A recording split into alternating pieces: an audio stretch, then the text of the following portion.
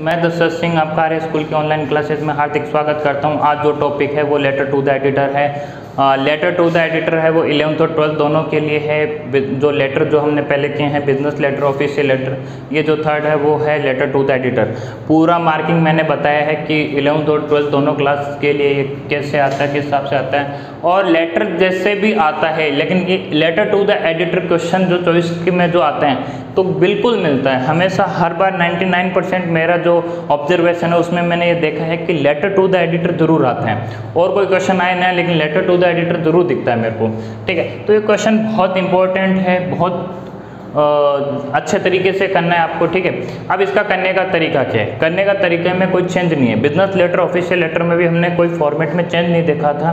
बस चेंज ये देखा था कि रिसीवर का नाम जो है वो बिजनेस लेटर में होता है, ऑफिशियल लेटर में उसका कोई नाम नहीं होता, उसका सिर्फ और सिर्फ क्या होता है, पोस्ट का नेम होता है। इसके अंदर क्या होता है कि सेंडर का एड्रेस जो होता है वो सेम है। फिर उसके अंदर क्या है, रिसीवर जो है वो क्या होता है, द एडिटर होता है। एडिटर को आप लिखते हो तो वहाँ पे सीधा द एडिटर, फिर उसका न्यूज़पेपर का नाम, फिर आप जो भी जहाँ पे भी एड्रेस कर रहे हो, जो भी मतलब जयपुर है, बीकानेर, जो भी सिटी का नाम लिख दिया जाता है। अब ये होता क्या है letter to the editor? Letter to the editor जो होता है वो आप क्या है कि कोई भी मान लो कोई सोशल मुद्दा है या नेशनल है या इंटरनेशनल कोई भी मुद्दा है, उस मुद्दे को आप ब्रॉड करना चाहते हो, मतलब उसका आपकी बात को अच्छे से पूरी दुनिया पढ़े या नेशनल पढ़े, उस मुद्दे को आप ब्रॉड करना चाहते हो। इसलिए क्या करते हो, आप एक न्यूज़पेपर में देते हो। न्यूज़पेपर में देते हो, कोई ऐसे अच्छे न्यूज़पेपर में देना चाहोगे जिसको मोस्टली लोग पढ़ते हैं। ठीक है, तो आप क्या करोगे, लेटर टू द एडिटर करोगे। एडिटर को क्या लेटर लिखोगे और उनका जो एडिटर का ध्यान केंद्रित करवाने के लिए लिखोगे कि भाई ये एक मुद्दा है, ठीक है, आप इस मुद्दे पर गौर कीजिए और आपके न्यूज़पेपर में इससे रिलेटेड कुछ एडिट कीजिए। ठीक है, तो ये आपका जो लेटर टू द एडिटर है।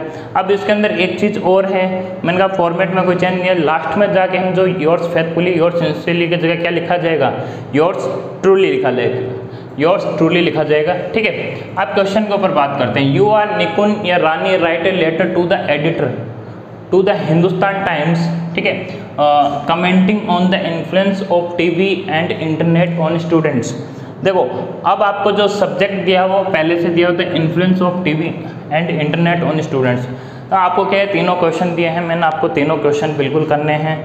बहुत ही इजी चीज़ है, कोई ज़्यादा बड़ी भारी चीज़ नहीं है। बिजनेस लेटर, ऑफिशियल लेटर में जैसे हमने बताया है कि पहले सेंटर का जो एड्रेस है, फिर डेट है, फिर रिसीवर का पहले नाम लिखते थे बिजनेस में, ऑफिशियल में हमने नाम नहीं लिखा था, उसका पद का नाम लिखा था। फिर उसके बाद में उसका एड्रेस लिखते हैं, फिर सर जो सैल्यूटेशन सब्जेक्ट है, फिर उसके बाद सैल्यूटेशन हो जाता है, फिर उसके बाद हम कम्युनिकेशन शुरू कर देते हैं, जो कुछ भी लिखना होता है। ठीक है, इसमें ही वही चीज़ें हैं। इसमें हमें सीधा पहले पद का नाम पता है, पोस्ट क्या है, द एडिटर है, किसका कौन से न्यूज़पेपर से है, the Hindustan times, the times of India, the Rajasthan Patrika और सेवर। ठीक है, फिर उसके बाद में सिटी का नाम आ जाएगा, फिर सब्जेक्ट आ जाएगा, फिर क्या आ जाएगा, सैल्यूटेशन सर लिखा जाएगा। इसमें क्या लिखा जाएगा, फिर आपका जो कम्युनिकेशन का जो पार्ट है वो कम्युनिकेशन होगा। उसके बाद में आप एंडिंग फ्रेज के साथ जो भी आप मतलब कोई भी एंडिंग फ्रेज है, वार्निंग, अपील, इसमें क्या होगी, आप एक अपील करोगे या होप करोगे। ठीक है, जो एडिटर को लिखा जाएगा। फिर उसके बाद में आप क्या लिखोगे, योर्स ट्रूली लिखा जाएगा। इसके अंदर क्या होगा, योर्स ट्रूली होगा। ठीक है, तो अब इसके ऊपर क्वेश्चन के ऊपर बात करते हैं कि सब्जेक्ट क्या है, the influence of TV and internet on students, कि इंटरनेट और टीवी का स्टूडेंट लाइफ के ऊपर क्या इन्फ्लुएंस पड़ता है। देखो, एक स्टूडेंट अगर एक अच्छी एजुकेशनल मान लो कुछ भी प्रोग्राम देख रहा है या वीडियो देख रहा है इंटरनेट के ऊपर, तो उसके ऊपर पॉजिटिव इम्पैक्ट पड़ता है। उसके अगेंस्ट में अगर हम ये देखते हैं कि कोई स्टूडेंट अगर गलत कुछ नेगेटिव अगर चीज़ देख रहा है तो उसका नेगेटिव इम्पैक्ट पड़ता है। तो पॉजिटिव अगर चीज़ देखता है या अच्छे प्रोग्राम देखता है तो क्या होगा, पॉजिटिव इम्पैक्ट। ऑब्सीन जो गलत चीज़ें होती हैं उनको अगर देखता है तो क्या कहेंगे, ये ऑब्सीन एक वर्ड मिल गया है, तो क्या कहोगे आप, बिल्कुल नेगेटिव इम्पैक्ट पड़ता है। तो आप ये कहोगे कि आपका जो एस्टीम्ड न्यूज़पेपर है, मतलब बहुत अच्छा माना जाता है, बहुत ज़्यादा पॉपुलर जो न्यूज़पेपर है उसमें से आता है ठीक है। तो हम क्या है कि रीडर का पूरा ध्यान आकर्षित करना चाहेंगे कि भाई आप अगर आप अपने न्यूज़पेपर में अगर इसको छाप दोगे तो उसका क्या है, रीडर का ध्यान आकर्षित होगा इस बात के ऊपर। तो ये आपका टॉपिक हो गया, इसके ऊपर आपको लिखना है। मैंने हिंट दे दिया है कि पॉजिटिव चीज़ें देखेंगे, अच्छी चीज़ें देखेंगे तो उसका क्या पॉजिटिव इम्पैक्ट आएगा, गलत चीज़ें ऑब्सीन जो चीज़ें देखेंगे उसका क्या होगा, स्टूडेंट लाइफ के ऊपर नेगेटिव इम्पैक्ट आएगा। ये हम डे टू डे लाइफ में देखते भी हैं, महसूस भी करते हैं, ठीक है। सेकेंड जो चीज़ है, write a letter to the editor of a newspaper complaining of noise pollution in your locality giving suggestion as solution, ठीक है। अब क्या है कि आपको एडिटर को लेटर लिखना है।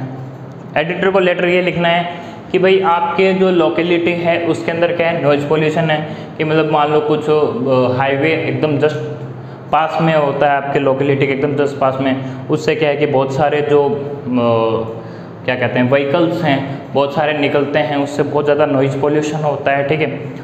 हॉर्न बजाओ चाहे उनकी आवाज़ हो, उससे क्या है कि हार्डेस्ट हिट होते हैं, क्या होते हैं सबसे ज़्यादा हिट कौन होते हैं, हार्डेस्ट हिट कौन होते हैं, स्टूडेंट्स हैं। इससे एग्ज़ाम नियर हैं, पढ़ नहीं पा रहे हैं, प्रॉब्लम हो रही है, तो ठीक है। अब आपको सजेशन क्या देना है कि सजेशन ये देना है कि जो मतलब हाईवे वो थोड़ा दूर शिफ्ट किया जाए, ठीक है, या व्हीकल वगैरह हैं जो दूसरे जो एक कोई दूसरा हाईवे उससे निकाला जाए, इस यहाँ से क्योंकि ये लोकेलिटी है, यहाँ पे लोग रहते हैं, तो इससे क्या है कि नॉइज पोल्यूशन हो रहा है जिससे बहुत दिक्कत हो रही है। सेकंड हो गया क्वेश्चन, फर्स्ट हो गया। थर्ड जो है, write a letter to the editor about the Olympic games. ये क्या है कि आपको इंटरनेशनल मुद्दा है ना, इंटरनेशनल मुद्दा है। आप पहले तो ओलंपिक गेम्स, अगर गेम्स की बात की तो सीधी हेल्थ के ऊपर बात करोगे, हेल्थ इज़ वेल्थ है। गेम्स अगर खेलते हो तो उनकी हेल्थ अच्छी रहती है, अच्छा अगर हेल्थ रहती है तो उसका माइंड अच्छा रहता है। तो ये कुछ हेल्थ से रिलेटेड 2-3 चीज़ें आपको लिखनी है। फिर उसके बाद आप कहोगे कि मतलब जैसे ओलंपिक 2 साल में एक बार होता है, 2 साल में एक बार होता है। जैसे ही ओलंपिक होता है, मान लो एक कंट्री में हो गया, तो उसका वहीं डिक्लेयर्ड हो जाती है कि अगला जो ओलंपिक होगा वो कहाँ होगा, ठीक है। या उसके कुछ टाइम बाद में डिक्लेयर्ड हो जाता है कि नेक्स्ट ओलंपिक कहाँ होगा, पहले ही ओलंपिक को डिक्लेयर कर दिया जाता है कि भाई नेक्स्ट ओलंपिक यहाँ होगा। तो उसके लिए क्या है कि जिस कंट्री में भी हो रहा है उस कंट्री को क्या है कि एक अच्छे से प्रिपरेशन करनी चाहिए, क्योंकि जिस कंट्री में अगर ओलंपिक हो रहा है उससे ज़्यादा से ज़्यादा जितना मेडल लेगा उतना अच्छा रहेगा।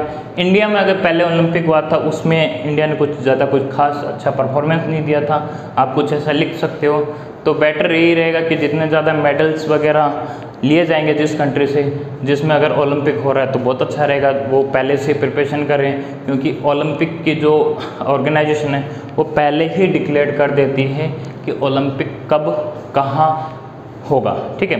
तो ये 3 क्वेश्चन हैं, ये आपको करने हैं। और नेक्स्ट जो आपका जो टॉपिक होगा एप्लीकेशन फॉर द जॉब होगा, ठीक है।